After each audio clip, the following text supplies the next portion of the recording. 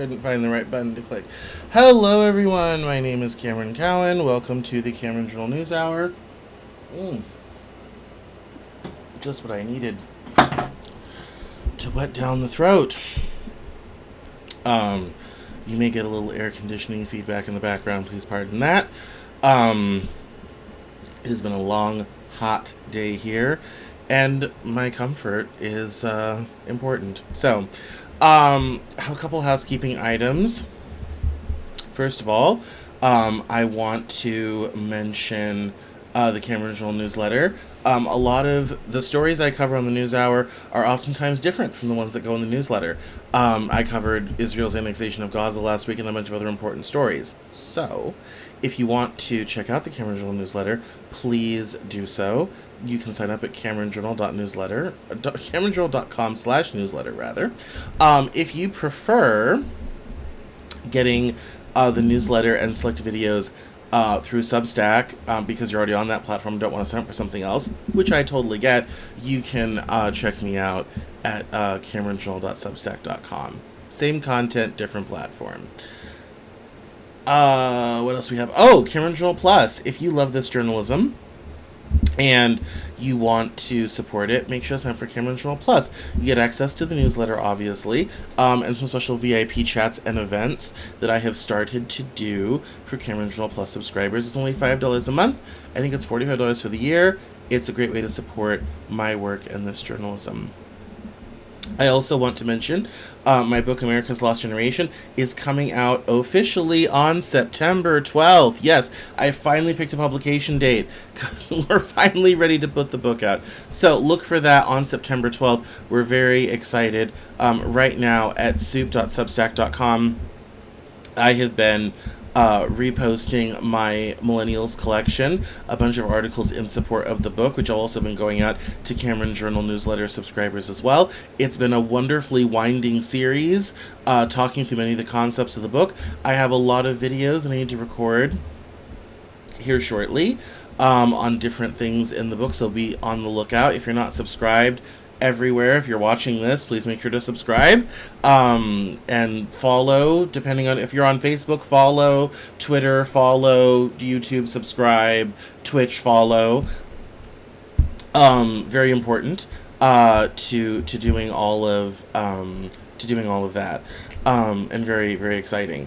So we're excited for America's Lost Generation. I will probably be doing a bit of a reading from it during the NewsHour right after the publication week. So we're very excited about that, and really telling the story of millennials and what happened to us. So it's really exciting. I do have a couple interviews planned as well, so be on the lookout for those, because I will be going around and talking to everybody about this book. So that's the housekeeping stuff. Updates. What do we have this week? Other than it's hot here, still sort of navigating that whole situation. Very busy these days, but a bit lacking in the energy department. So it's tough times on that end of things. But overall, things are kind of okay. There's a lot going on in news and the headlines. And the first thing I want to jump into, we'll just jump right into the headlines so we can get you in here and out of here. The first thing I want to jump into is a new video from Mikey Weinstein over at the Military Religious Freedom Foundation, because the march of Christian nationalism is starting to reach a bit of a fever pitch. And as I've said for a while, one of my great fears, because Trump weirdly is a moderating force on the GOP, is that without Trump, this sort of thing is going to go into hyperdrive, especially given the people that are currently involved in his cabinet. And this is an excellent example of that when we're talking about Pete Hegseth and his interviewing his pastor and pushing global Christian nationalism. I'm not going to say anything more. We'll let Mikey tell you the rest of the story. Thursday, the Secretary of Defense, Little Pete Hegseth, on social media validated and sent out his personal pastor's interview that was done on an outlet. The pastor, of course, is a Christian nationalist. He espoused how important it was going to be for every village, town, state, country, and the world to become a Christian village, state, country, and world, Christian nationalism. The fact that women shouldn't be voting, the suppression of women, everything against gay marriage, everything you can imagine that would be horrible. That is the Christian nationalist playbook right out of Project 2025. In case you didn't know it, I wanted to make sure that you could see it. And in this press release, you look below and you will see it. This, of course, is the same Secretary of Defense who each month holds a Jesus praise service during the duty day in uniform at the Pentagon. I hope you can understand what we're dealing with. We are fighting this tooth and nail. It's expensive and we need your help. You want us out there fighting, I believe. And if you don't, again, turn the video off and go away. If you want us fighting, open your wallet and keep us armed so we can fight against this. And of course, if you do want to donate to the Military Religious Freedom Foundation, you can visit them at militaryreligiousfreedom.org and you can donate as well. That's very important. Most people know this story, but I'll tell it quickly. I met Mikey Weinstein kind of randomly several years ago, and I think he might have reached out through the show or something, but he and I met, and I ended up working with his, oh, no, I remember. He had done a video with a parody actress called Mrs. Betty Bowers, and they had paid for them to do a video on Christian nationalism, and I had found them through that, and I had reached out to them. That's right. And he and I wrote together a very long article that's on the Cameron Journal that he told me was basically the definitive article on him, his organization, and Christian nationalism. And it's a bit long. I've done a couple videos on this. One is audio only on the channel. Another is an interview with him.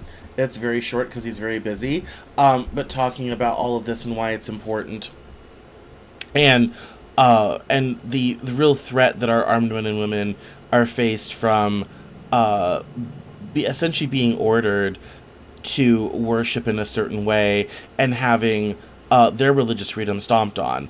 It always starts that way in a military organization or other organization where people are kind of a captive audience, and then it expands out into society. When you look at the President's Faith Council and some of the people on there, and, Pete Hegseth being a cabinet-level secretary saying this stuff out, you start to see the shades of this really coming through. And I wanted to kind of talk about this week because, one, this never gets enough attention. Ever never gets enough attention. And I'm working on bringing a lot more attention to it because this is something that we all will be facing very shortly. It's even starting to hit mainstream media. There was a CBS story with a pastor named Doug Wilson, and I had spelunked into that a little bit. And there was a lot of, he was saying right out loud, like, yes, like women should not vote, and everyone, needs to be Christian, it needs to be the state religion. And people forget, like, our country took great pains to make sure that Congress shall establish no religion, nor prohibit the free exercise thereof. And that was a world first. Europe was a continent which to this day oftentimes has state-endorsed and backed religion. And the founders of this country wanted to break away from that and allow people to worship whatever religion they chose freely within our country. And we're now to a place where even that fundamental American value is deeply under attack. So if you haven't checked out MRFF, you should. You should subscribe to their channel. It doesn't get nearly enough love or nearly enough attention. Please make sure to check that out. Speaking of things marching on, today, President Trump announced that he is going to take over the D.C. Police Department and deploy 800 National Guard troops to the city to slow down on crime after one of the Doge workers, who's nicknamed Big Balls, was attacked in D.C. And we have the latest from the New York Times. It says here, President Trump said that he was temporarily taking control of the Washington, D.C. Police Department and deploying 800 National Guard troops to the city, painting a dystopian picture of the nation's capital that stood in sharp contrast to official figures showing violent crime in the city is at a 30-year low. After Mr. Trump's claims that the city was overrun by, quote, bloodthirsty criminals, unquote, and, quote, roving mobs of wild youth, unquote, Mayor Muriel Bowser struck a diplomatic tone that acknowledged the president's authority to enact a 30-day takeover of the city's police, but she disputed his rationale and his depictions of life in the city, calling his actions unsettling and unprecedented. During a White House news conference on Monday morning, Mr. Trump said Attorney General Pam Bondi would oversee the federal takeover of the Capitol's Metropolitan Police Department, and with Defense Secretary Pete Hegseth at his side, added that he was prepared to send the military into Washington, quote, if needed, unquote. Mr. Trump also threatened to expand his efforts to other cities, including Chicago, if they did not deal with crime rates he claimed were out of control. But Mr. Trump's authority to intervene elsewhere would be more limited. His announcement on Monday invoked a section of the District of Columbia Home Rule Act that granted him the power to temporarily seize control of the city's police department. While Miss Bowser said there was little she could do to prevent such a takeover, Brian Schwab, the Attorney General of the District of Columbia, called it unlawful and vowed to do what is necessary to protect the rights and safety of district residents. Here's what else to know. The Trump administration also plans to temporarily reassign 120 FBI agents in Washington to nighttime patrol duties as part of the crackdown, according to people familiar with the matter. Residents expressed skepticism of the president's actions, which also prompted protests. Mr. Trump's most recent threats to take control of Washington came after a prominent member of the Department of Government Efficiency, his federal cost-cutting initiative, reported being beaten in an attempted carjacking. But on Monday, he sought to lay out an even darker version of the city, overrun by violent crime and anarchy that many who live in it are unlikely to recognize. In portraying crime as out of control in cities across the country, he listed familiar targets like New York, Los Angeles, and Chicago, but did not mention cities in Republican-led states with higher murder rates, like Memphis, St. Louis, or New Orleans. He also ignored the most violent episode in Washington's most recent history, the January 6, 2021 riot at the Capitol, where his supporters sought to stop the certification of the 2020 election he lost. Mr. Trump pardoned the nearly 1,600 of those rioters after returning to the White House in January. This summer, Mr. Trump deployed nearly 5,000 National Guard troops into Los Angeles, with orders to help quell protests that erupted over immigration raids, and to protect the federal agents conducting them. A suit brought challenging the deployment's legality went to trial on Monday, although most of the troops have since been withdrawn. And in his first term, Mr. Trump called up National Guard soldiers and federal law enforcement personnel to forcibly clear peaceful protests during the Black Lives Matter protests after the police killing of George Floyd in 2020. So, you want to talk about your jackbooted authoritarianism? We've got it here. And floating invading other cities is probably foreshadowing, we're gonna say. Although with Trump you never really can tell. He likes to talk and just say random things. And they've been, updating things all day. Here's the violent crimes in D.C. We see a peak kind of after the pandemic in 22, 23, and then a major drawdown in crime, lower than it was in 2011, here in 2025, which is always encouraging. And there's been different stories filed throughout the day, including, letters sent out to the D.C. representative in Congress. And it shows that cities in similar population size to Washington, like Memphis, Detroit, Nashville, Denver, Seattle, Louisville, Kentucky, Boston, and El Paso, have, in some cases, like Memphis and Detroit, a much higher murder rate. Denver's almost there at 993. Nashville is greater, Detroit is greater, Memphis is greater. And then we have some larger cities like Seattle, Louisville, Boston, El Paso with much lower rates. And even of large cities, Washington D.C. would be larger cities some of these have much lower violent crime rates. Even in New York and Los Angeles, it's less than 1,000. So, as the city of its size goes, it is probably a little bit more violent than other places, but it is definitely not as bad as it could be. That award goes to Memphis and Detroit. So it's something to be aware of. It's something to but it's kind of funny. Going back to this chart 1 second, I was talking with a friend this afternoon, and statistics are not comforting to those to whom are suffering the violent crime. There's also a media narrative that's not helpful. When the media is promoting this idea that we have lots of violent crimes, cities are unsafe, the country's unsafe, better hide in your house, it's very easy for any story to draw attention. And I'll give you an example. Right as I was clearing out my email to get ready to do this, there was a story from the New York Times about a 3-person shooting in Austin. The reality is, in the 80s and 90s, it was in your evening news every evening. Now it's in your pocket. It makes the world seem a lot more dangerous than it is. And when you look at the objective numbers, it's much less stark. Now, if you're one of the people to whom had the violent crime in 2024, for you this is 100%. It's a perception versus reality issue. I think a lot of this is Donald Trump seizing power wherever he can and using power wherever he can for the sake of using power. And that has been a theme in this current term. I think mostly because Donald Trump wants to be seen as doing something. He wants to be seen as, I'm out there, I'm doing something, I'm taking care, and he's going to step over whoever, whatever, in order to achieve that goal.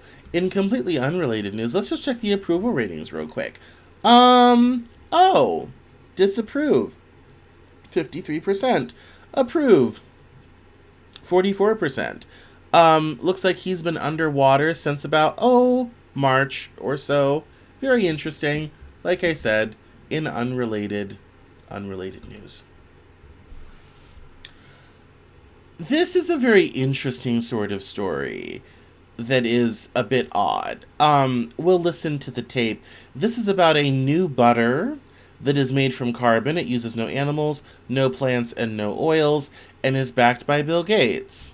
Familiar with, but without the farmland, fertilizers, or emissions tied to that typical process. And this butter breakthrough, it's happening right here in Batavia. In the middle of an industrial park in a suburb west of Chicago, something unprecedented is happening. So you're using this gas right now to cook your food, and we're proposing that we would like to first make your food with that gas. The company is called Savor, and you better believe it. Their pioneering tech uses carbon and hydrogen to make the stick of butter you see on this plate. This is pretty novel to be able to make food that looks and tastes and feels exactly like dairy butter, but with no agriculture whatsoever. And no long ingredient list the average person can't pronounce. It's really just our fat, some water, a little bit of lecithin as an emulsifier, and some natural flavor and color. How? Fats are made up of carbon and hydrogen chains. The goal here? Replicate those chains without animals or plants. And they did it. They tell me to simplify. They take carbon dioxide from the air and hydrogen from water, heat them up and oxidize them. The final result? It looks like a wax, like a candle wax at first. But they're fat molecules, like the ones in beef, cheese, or vegetable oils. Sustainability is why we are here. It's all done releasing zero greenhouse gases, using no farmland to feed cows. We're not at full capacity in this facility yet. And even though we're standing in a factory setting, And in addition to the carbon footprint being much lower for a process like this, right, the land footprint is 1,000 times lower than what you need in traditional agriculture. I know what you're thinking. I think we need to taste it. I would love for you to taste this. How does it taste? I love butter, so I'm going to take a really healthy amount. Admittedly, surprisingly, like butter. Cheers.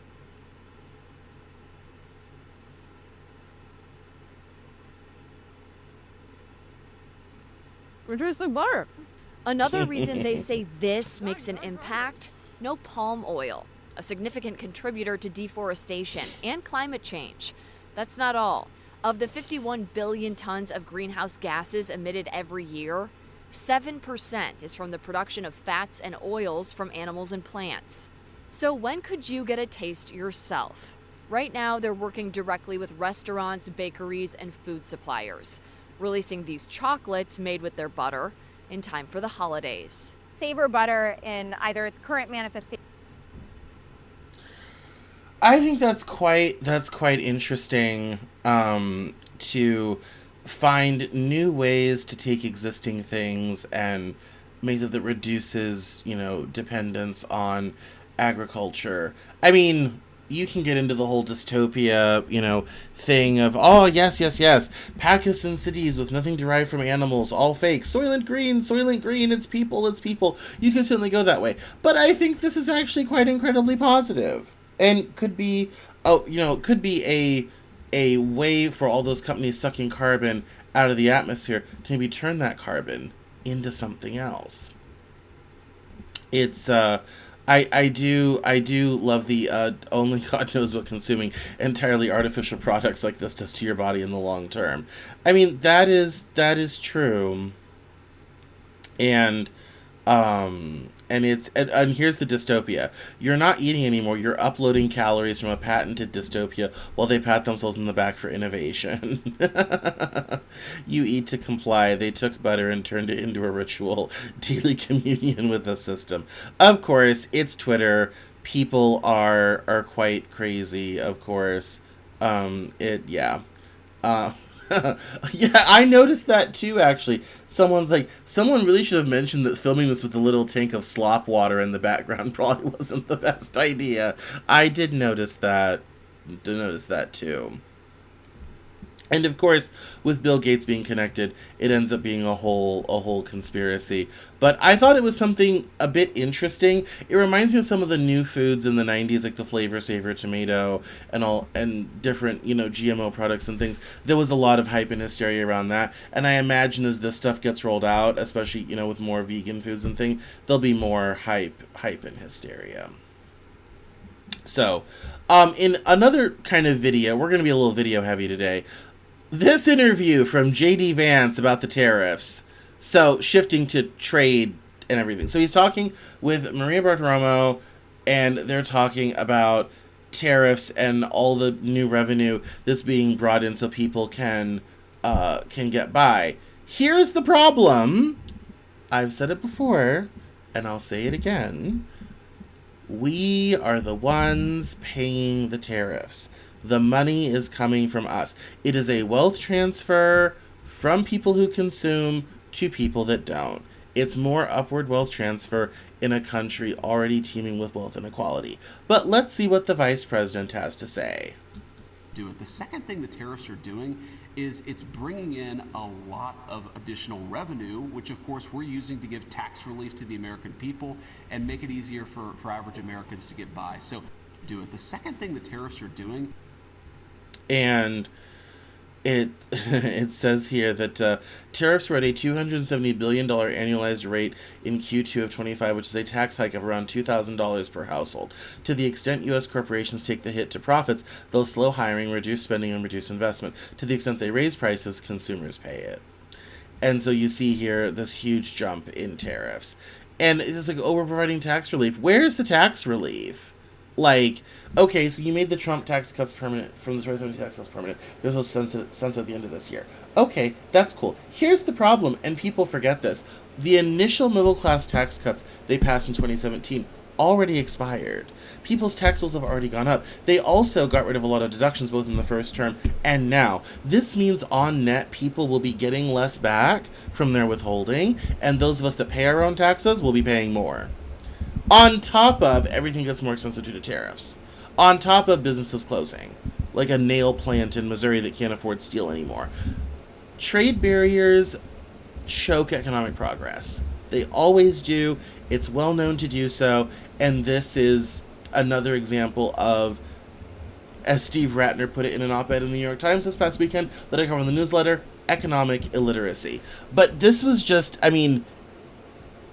him saying this is just so crazy because it's not true at all. The second thing the tariffs are doing is it's bringing in a lot of additional revenue, which of course we're using to give tax relief to the American people and make it easier for average Americans to get by. So, okay, it is additional revenue, but it's not making it easier for people to get by because we're the ones creating the revenue. We're just added a new tax on ourselves unnecessarily. And we're not even developing the training programs or industries to mitigate some of that. We're just paying it on the nose. One of the things people forget about the wealthy is their money does not move. It stays in assets. Houses, property, art, stocks, bonds, all this type of thing. It stays in assets. And it doesn't really circulate in the economy beyond what they spend, which isn't, much compared to their total wealth. The great thing about giving money to poor people is that it gets spent in the real economy. They go buy things with it. They go purchase things. They improve their life. That does more economic activity than sitting on assets that just produce return all the time, and money that tends to not move beyond a certain lifestyle. And here's the other thing: it's also a mass thing. There's not very many wealthy people, so even if they all were a bit spendthrifty, it wouldn't affect the economy in the same way as giving 100 million people more money to spend in the economy. That creates more economic activity. It creates new demand. People get hired for new jobs. That sort of mass affluence creates a far stronger, deeper economy, and that's been the secret to America since World War II, is the depth of the consumer market and the ability for people to buy things, especially luxury goods, impulse purchase, things that we don't necessarily need. Most other economies outside of the developed world don't have that, and that's a very important thing to remember. And that consumption, that mass affluent consumption, is what's being taxed. The money's coming from your pocket.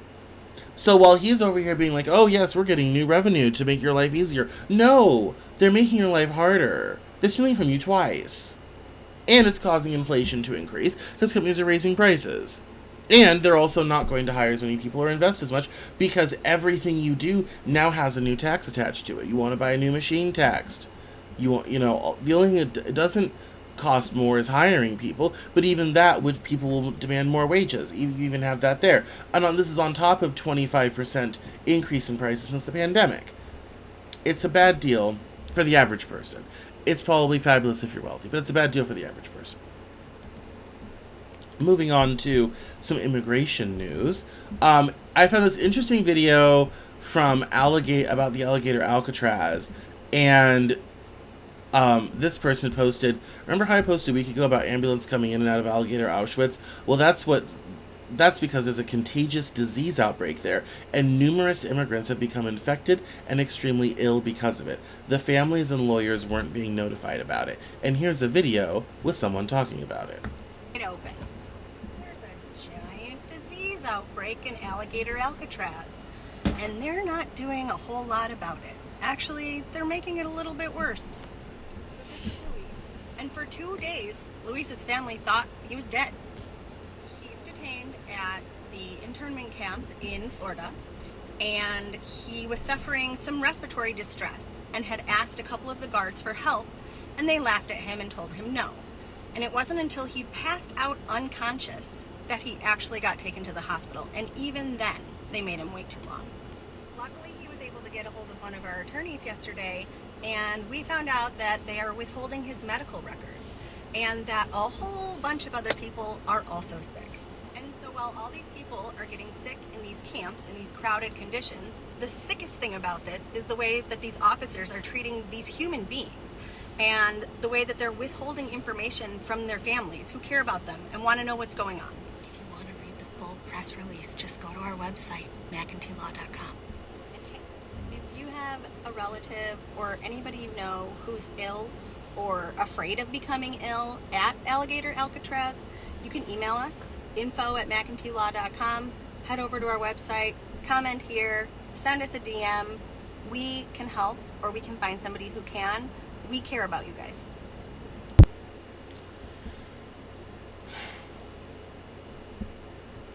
I don't want to say it, but I'm going to say it. The biggest killer of people in the concentration camps the Nazis had was not the gas chambers and the crematoria. It was typhoid. It was disease. Disease was the bigger killer. More people died of sick than died at the hand of the Nazis. And in some ways that was a blessing. One of the most haunting moments from Night by Elie Wiesel is when he would watch even his own father lay down in a ditch and choose to die in that moment. And a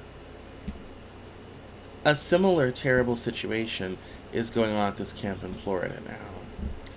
And these people, Not that I necessarily condone illegal immigration. I certainly do not. These people who,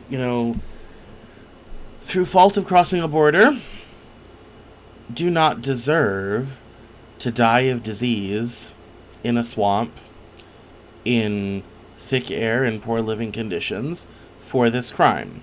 They don't. Deported? Yes. Not allowed to come back into this country? Fine. All right. They certainly do not deserve to die of disease in a swamp. If you were wondering what you would do in the face of this terrible information coming out, now's your chance to find out. What are we going to do? My great fear is that this will continue and there'll never be the popular support to stop it because it's happening to someone else. It's happening to the other. It's happening to a group of people that some people think should be gotten rid of anyway. And for better or for worse, a lot of people don't necessarily care how it's done.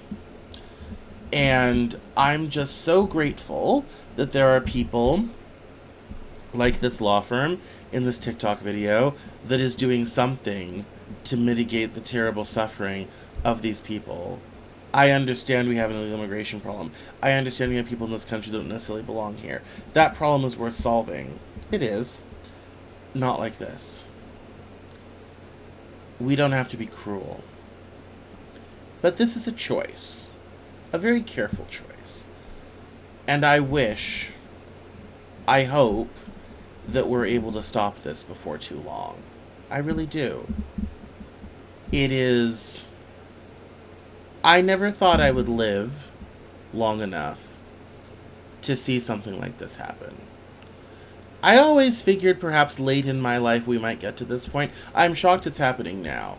And this is still shocking, and this should be shocking. It's very easy to read this and find out about it and just let it roll off your back. This is one of those checkpoint moments. Are you okay with this? If not, you have some very tough decisions to make. We all do. We all have very tough decisions. Do we want this to continue in our name, at our taxpayer expense? If not, it's time to resist. If so, then you don't need to listen to this. It's fine. You're fine with it. It's all right. But for those of us that find this to be abhorrent, now's the time for action. Otherwise, it will continue, and it will grow, and it will expand, and it will become permanent. And if you erroneously think they're going to stop illegal immigrants, I have a bridge to sell you. Now, speaking of losing rights and all this sort of thing, this opinion piece from the New York Times was quite interesting. Vox had a similar piece, but it was paywalled, and I didn't feel like looking it up because I had this here. But the title is rather telling. The Supreme Court has finally found a president it likes. And it says here that the 6-member conservative majority on the Supreme Court has become a key enabler of President Trump's agenda. Quote, since May, federal district courts have ruled against the administration 94.3% of the time. Unquote. Adam Bonica, political scientist at Stanford, wrote in a June 25 Substack essay. Quote, the Supreme Court, however, has flipped that outcome, siding with the administration in 93.7% of its cases. The Supreme Court is now in open conflict with the lower courts over cases involving the Trump administration. District court judges, quote, who see the evidence firsthand and hear directly from those affected, unquote, Bonica added, quote, overwhelmingly find the administration's actions unlawful. Circuit appeals courts split more evenly, 68.2% against Trump, 31.8% for Trump, but still lean against the administration. Then the Supreme Court, furthest from facts, closest to power, reverses almost automatically. Mark Graber, a law professor at the University of Maryland, described the situation writing by email, quote, both Republican and Democratic judicial appointees have found numerous constitutional and statutory flaws with the Trump administration policies, unquote. Faced with the surge of lower court rulings against Trump and his appointees, Graber continued, the Supreme Court under Chief Justice Roberts, quote, almost without exception, has been breaking the lower federal courts rather than the Trump administration. This has been done largely through rulings without accompanying reasons explaining why the lower courts, federal courts, were so wrong. The result is, in some cases, all lower federal courts have to guide them is a sense that the Roberts court majority does not want lower federal courts interfering with the Trump administration. Universities, Graber wrote, fear being tied up in litigation for years. Even if they eventually win every case in the Supreme Court, the costs are likely to be substantial. If the Supreme Court permits Trump to implement his version of the law for 2 or 3 years, universities who oppose him will be damaged significantly. In addition, Graber said the Robert Court's pro-Trump series of decisions creates reason for thinking you might lose, even as every professor in your law school tells you the law is on your side. The court's conservative majority appears to have adopted what is known as the unitary executive theory, which amounts to the empowerment of the president as the chief executive officer of the executive branch of government, as the chief executive sometimes would be in the private sector, as opposed to the top official of an executive branch fulfilling mandates specifically financed and authorized by Congress. In another Substack essay, How to Dismantle Democracy Legally, the Unitary Executive Theory is a masterclass in autocratic legalism. Bonica argued for the 6 conservative justices on the Supreme Court. The Unitary Executive Theory is not a principled theory of constitutional law being applied in good faith. It is a political weapon wielded with partisan selectivity, designed to achieve a concentration of power that is fundamentally at odds with American democracy. It is the American face of autocratic legalism. If, Bonica continued, the unitary executive theory were a genuine constitutional principle, its adherents would apply it equally to all presidents regardless of party. The evidence shows it as a principle of convenience invoked to amass power and discarded when it might constrain allies. Bonica contended that the court has adopted a strategy of what he called selective application of the use of the theory. The uneven application is the most stark in the court's handling of nationwide injunctions, a powerful tool lower courts use to block controversial executive policies. The Biden Justice Department repeatedly asked the Supreme Court to limit this practice. The court refused. Yet just 5 months into the second Trump administration, the court seized the opportunity in Trump v. Costa to do exactly that, stripping away a key check on executive power, precisely when it most benefited its political allies. The data from the court's emergency shadow docket reveals the staggering result of this double standard. The court intervened to lift a 77% of lower court temporary restraining orders and preliminary injunctions against the Trump administration, while lifting 14% of those against the Biden administration.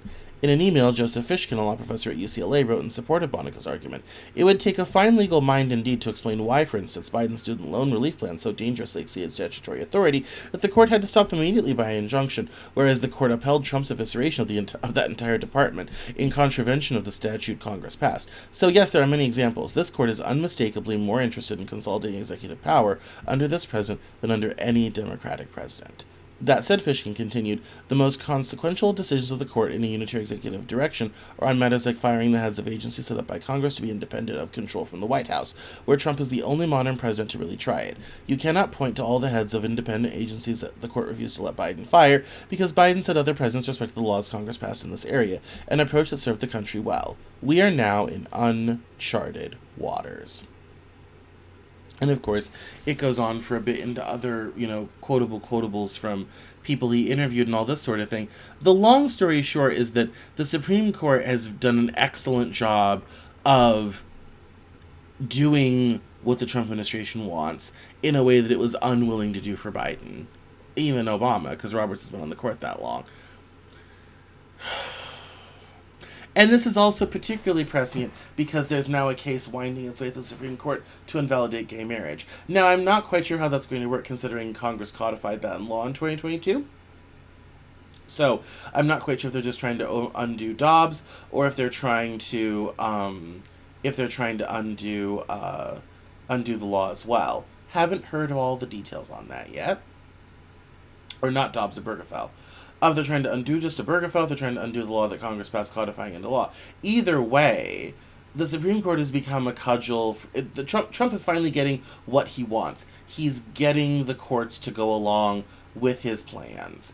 And because 3 justices are Trump appointees, and there's some political alignment there, although not always, Kavanaugh's been a bit of a wild card. So has Amy Coney Barrett. You end up with this situation where the Supreme Court should be restraining the executive, they are allowing broad powers and authority for the executive to reshape government and choose what it will and will not do, regardless of what Congress wants. And they're the final authority.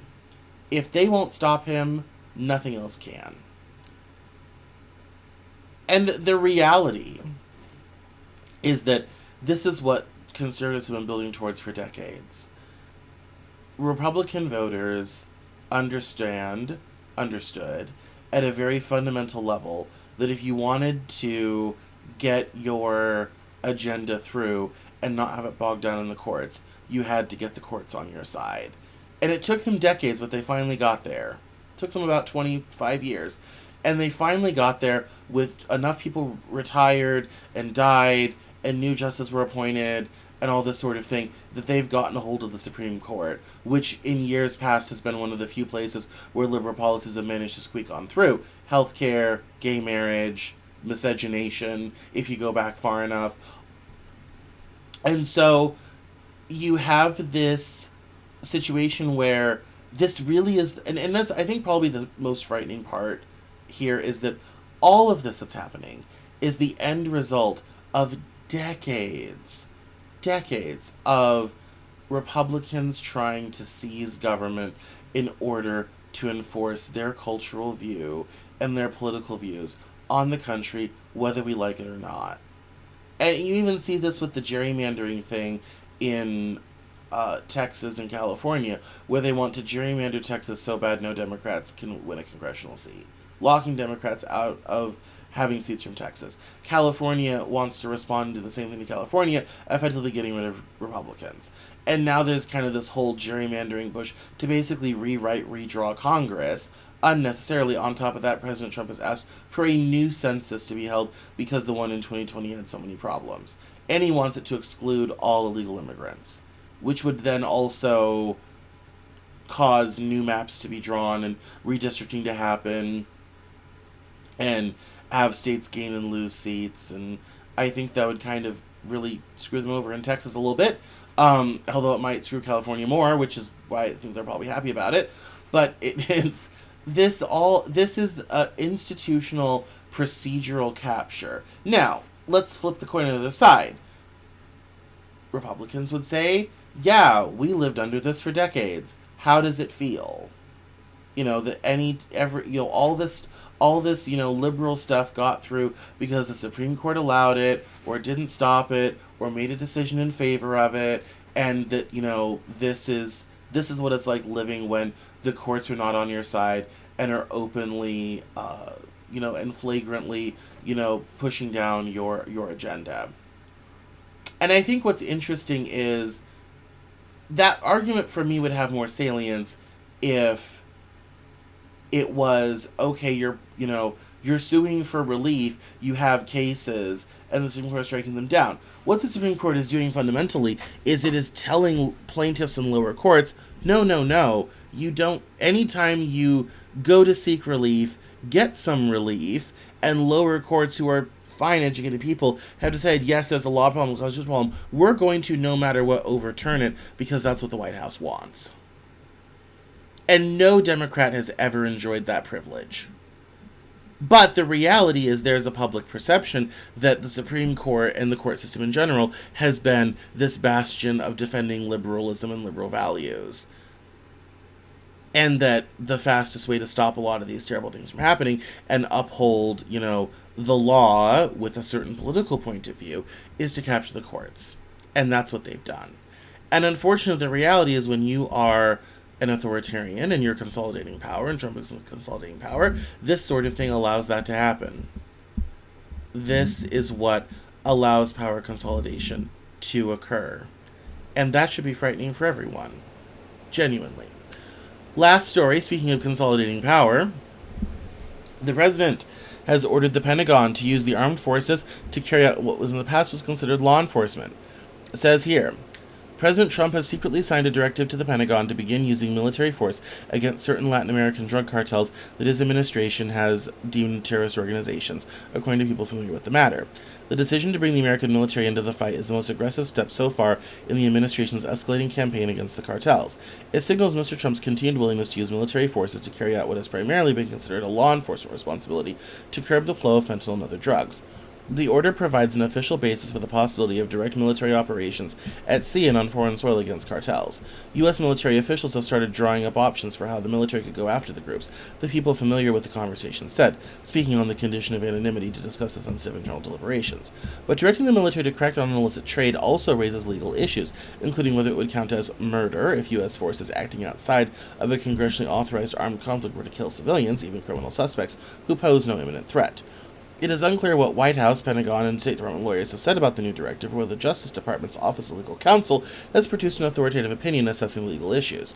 Already this year, Mr. Trump has deployed National Guard and active duty troops to the southwest border to choke off the flow of drugs as well as immigrants, and has increased surveillance and drug interdiction efforts. When he returned to office in January, Mr. Trump signed an order directing the State Department to start labeling drug cartels as foreign terrorist organizations. In February, the State Department designated Tren de Aragua, Mara Salvatrucha, known as MS-13, and several other groups as foreign terrorist organizations, saying they constituted a, quote, national security threat beyond that posed by traditional organized crime, unquote. 2 weeks ago, the Trump administration added the Venezuelan Cartel de los Soles, or Cartel of the Suns, to a list of specially designated global terrorist groups, asserting that it is headed by President Nicolas Maduro of Venezuela and other high-ranking officials in his administration. On Thursday, the Justice and State Departments announced that the United States government is doubling a reward to $50 million for information leading to the arrest of Mr. Maduro, who has been indicted on drug trafficking charges. The administration again described him as a cartel head, and Attorney General Pam Bondi said he will, quote, not escape justice, and he will be held accountable for his despicable crimes, unquote. Asked about Mr. Trump's authorization for military force against the cartels, Anna Kelly, a White House spokeswoman, said in an email that President Trump's top priority is protecting the homeland, which is why he took the bold step to designate several cartels and gangs as foreign terrorist organizations. The Defense Department declined to comment on the new directive. And it also it talks about the president, and I'm glad they talked about this one because it's very important. In 1989, President George H.W. Bush sent more than 20,000 troops into Panama to arrest its strongman leader Manuel Noriega, who had been indicted in the United States on charges of drug trafficking. Ahead of the operation, William Barr, yes, that William Barr, who then led the Office of Legal Counsel and was the Attorney General in Mr. Trump's first term, wrote a disputed memo saying it was within Mr. Bush's authority to direct law enforcement arrests of fugitives overseas without the consent of foreign states. The United Nations General Assembly condemned the Panama action as a flagrant violation of international law. In the 1990s, the U.S. military assisted Colombian and Peruvian anti-drug law enforcement activities by sharing information about civilian flights suspected of carrying drugs, like radar data and communications intercepts. But after those governments started shooting down such planes, the Clinton administration in 1994 halted the assistance for months. The Office of Legal Counsel produced an opinion saying that military officers who provided such information, while knowing it would be used to summarily shoot down those aircraft, could be putting themselves at risk of later prosecution. Congress eventually modified U.S. law to permit such assistance. The point being, this isn't entirely unprecedented, and I knew that because of Panama and everything, but it is definitely an interesting and quite flagrant move, especially considering there's talk of invading Mexico in order to accomplish this. And I don't know if we're planning on invading Venezuela or how we're going to collect Mr. Maduro, but that is certainly that certainly would be a big move and could cause a lot of regional instability. However, I think big picture wise, it's important to be mindful of the fact that Trump definitely wants all of the ducks quacking and all the chickens clucking in our own region. He wants to make sure that North and South America together, our immediate landmass, is beneficial to the United States. Probably in a way that we have not been doing that since literally the early 19th century. And I think this is part of the strategy of, we can't clean up the drugs here. The war on drugs failed. We're going to go to the source and shut down the cartels. This can get expensive. It can get bloody, and it can get very messy. It'll be interesting to see how this develops. This will be a story that I'll keep tracking. But I'm going to cut it off there. I know we're a little early, 7 minutes before the top of the hour. I've only been on for 15 minutes, but my throat's a little dry. I'm a little tired. It was a long weekend. But I appreciate you all. Thank you all so much for coming and watching and listening. I did a really great interview on AI today. Today's interview, you should go watch, is with Delaney Bartlett.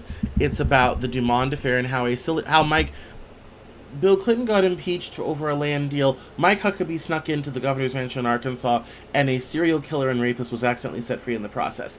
It's fascinating. So that's today's interview. Make sure to go listen to that on all of your podcast channels, or right here on YouTube, or Facebook if you're watching on Facebook. Twitter, link in bio. So Twitch, link in bio, because it's on the Cameron Journal right now. But those are all, that's a very exciting interview. Delaney Bartlett's a wonderful journalist. She had a great book on it. And it's fascinating, especially as someone who grew up in the 90s in Northwest Arkansas and kind of saw some of this stuff happen. It was really quite fascinating. And talking to her was like being at Patrick's Diner in Nob Hill talking to people I grew up with. So it was a great time. In any case, my name is Cameron Cowan. This is the Cameron Journal Newshour. Thank you all so much for watching. Please join us on Wednesday for The Living Joke at 4 p.m. Eastern, and I will see you next Monday. Thank you so much, everyone. Good night.